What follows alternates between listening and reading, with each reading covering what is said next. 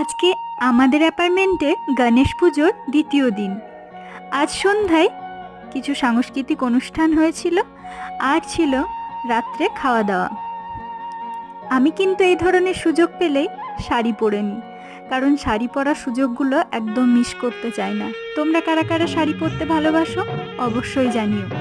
এই দেখো, যে জুয়েলারিটা পরেছি এটা কিন্তু আমার বানানোই একটা জুয়েলারি, যেটায় গণেশজির মূর্তি আঁকা আছে, ক্লে দিয়ে তৈরি করেছিলাম। ভাবলাম এই সুযোগে এটা পরে নিই। তারপর উপরে চলে গেছিলাম এবং সেখানে গিয়ে দেখলাম বেশ সুন্দর অনুষ্ঠান হচ্ছে।